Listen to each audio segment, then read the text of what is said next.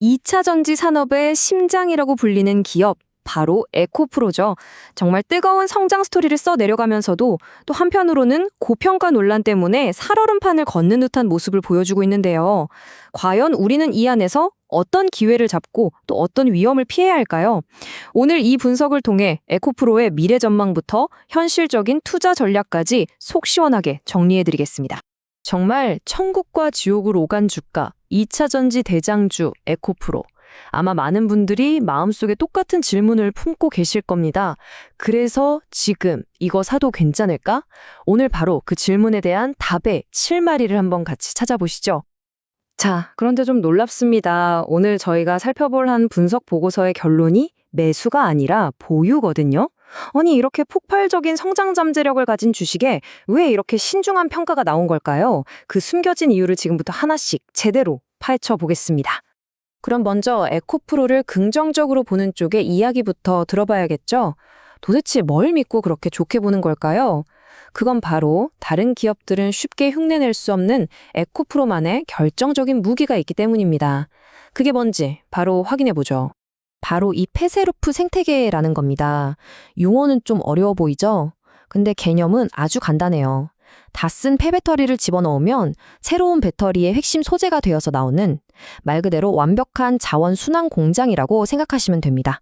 원료를 구하는 것부터 재활용, 최종 생산까지 모든 걸 그룹 안에서 다 해결하는 그야말로 낭비 제로 시스템인 셈이죠. 이 그림을 보시면 그 완벽한 순환 구조가 한눈에 들어오실 거예요. 에코프로 CNG가 폐배터리에서 귀한 금속을 쏙쏙 뽑아내고 이걸로 에코프로 머테리얼즈가 전구체라는 중간 재료를 만들면 그룹의 핵심인 에코프로 BM이 최종 제품인 양극재를 완성해서 배터리 회사에 납품하는 거죠. 이게 왜 그렇게 강력하냐면요. 외부 변수에 흔들리지 않는 안정적인 공급망과 가격 경쟁력이라는 두 마리 토끼를 동시에 잡을 수 있기 때문입니다. 그렇다면 이 멋진 시스템에서 돈은 주로 어디서 벌어들일까요? 이 자료를 보시면 답이 명확합니다. 그룹 전체 매출의 무려 88.5%가 바로 양극재를 만드는 에코프로 BM에서 나옵니다. 그러니까 에코프로 그룹의 심장은 에코프로 BM이다. 이렇게 봐도 전혀 틀린 말이 아닌 거죠. 자, 좋습니다. 그럼 이 강력한 시스템을 바탕으로 앞으로 에코프로의 주가를 쭉쭉 끌어올릴 수 있는 세 가지 성장 엔진은 구체적으로 무엇일까요? 지금부터 하나씩 살펴보겠습니다. 가장 먼저 우리 눈에 띄는 숫자는 바로 40%입니다.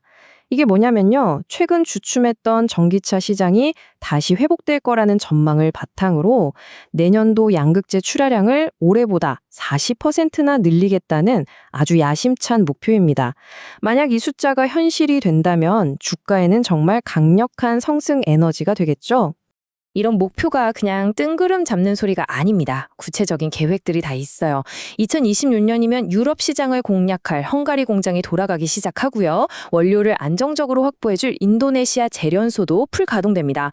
여기에 BMW, 포드 같은 글로벌 자동차 회사들과 직접 거래를 늘리고 누구도 따라올 수 없는 하이니클 기술력으로 아예 시장을 장악하겠다는 아주 구체적인 청사진을 그리고 있는 거죠.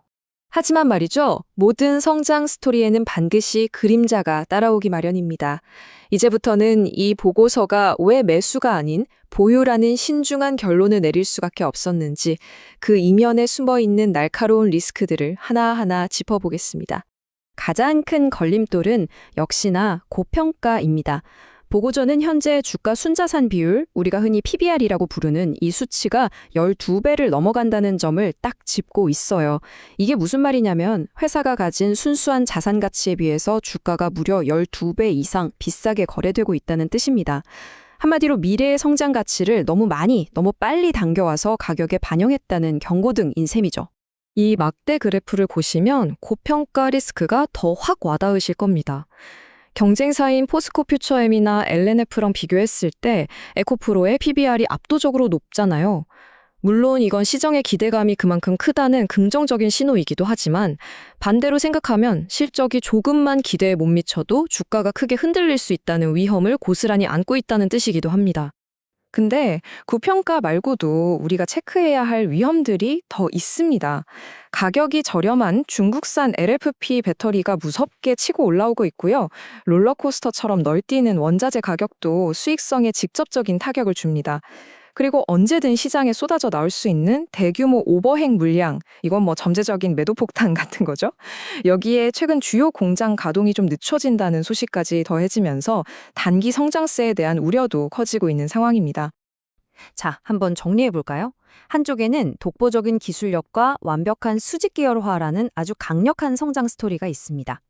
그런데 다른 한쪽에는 숨막히는 고평가와 LFP 배터리와의 치열한 경쟁이라는 만만치 않은 현실이 버티고 있죠. 정말 팽팽한 줄다리기 형국입니다. 그렇다면 이 팽팽한 줄다리기 속에서 우리 투자자들은 도대체 어떤 선택을 해야 할까요? 이제 보고서가 제시하는 구체적인 매매 전략을 통해서 그 힌트를 얻어보겠습니다. 보고서는 크게 세 가지 시나리오를 제시합니다. 모든 게 잘 풀리는 최상의 경우 19만 원, 반대로 최악의 상황에서는 8만 5천 원까지로 보고 있는데요. 현재 주가는 그 중간인 중립 시나리오 범위 안에 있죠. 이 가격대를 기준으로 앞으로 주가가 어느 방향으로 움직일지 가늠해 볼 수 있겠습니다. 그래서 보고서가 제안하는 구체적인 행동 지침은 이렇습니다. 만약 아직 에코프로 주식이 없다면 12만 원 아래로 주가가 조정을 받을 때까지는 좀 기다리는 게 좋겠다. 그리고 10만 원 선에서 단단하게 지지되는 걸 확인한 후에 아주 소량만 접근을 고려해 보라는 거고요. 이미 주식을 갖고 계신 분이라면 15만 원 이상으로 올라갈 때는 분할 매도를 통해 수익을 실현하고 현금을 확보하는 전략이 유효합니다. 하지만 여기서 가장 중요한 건 바로 리스크 관리입니다. 만약 9만 원 선이 무너진다면 그때는 미련 없이 매도해서 내 자산을 지켜야 한다는 점 꼭 기억하셔야 합니다. 결국 모든 이야기는 이 하나의 질문으로 모아집니다. 과연 에코프로의 세계적인 기술력과 압도적인 성장 스토리가 고평가라는 거대하고 높은 벽을 뛰어넘을 수 있을 것인가? 이 질문에 대한 자신만의 답을 찾아가는 과정이야말로 에코프로 투자의 가장 중요한 핵심이 될 겁니다.